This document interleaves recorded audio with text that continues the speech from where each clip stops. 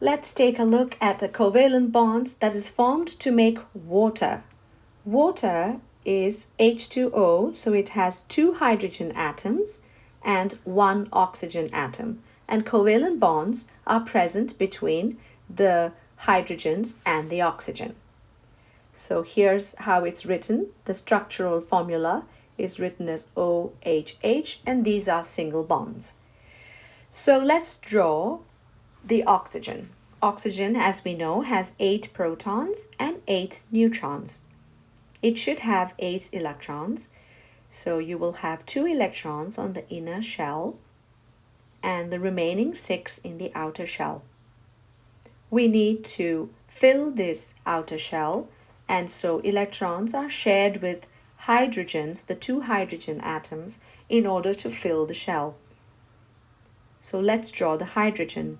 You have 1 proton in hydrogen. It comes real close to the oxygen atom and shares its electron with oxygen. So there's the electron that it shares with oxygen. The same thing happens with the other hydrogen atom as well. Your 1 proton and the electron shell, and there's the electron.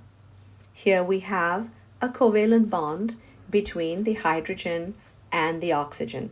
However, the oxygen being much bigger than the hydrogen, it tends to pull those electrons towards itself.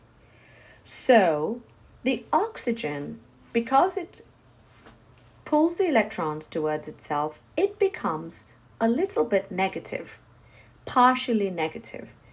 The hydrogen gives up its electron a little bit towards the oxygen, and so it becomes partially positive. So that little sign that you see there is partial positive charge and partial negative charge. So that's why we say that water is a polar molecule, and because it has a positive end and a negative end, and the electrons are shared unequally. And this type of bond is called a polar covalent bond because electrons are shared unequally. Since water is a polar molecule, it is a great solvent. It allows salts such as sodium chloride to dissolve. So how does that happen? Sodium and chloride break up into sodium ions and chloride ions, and water molecules surround them in an interesting way. The oxygen part of the water molecule, which is partially negative, tends to face the sodium. On the other hand, the chloride ion is surrounded by water molecules on the hydrogen side.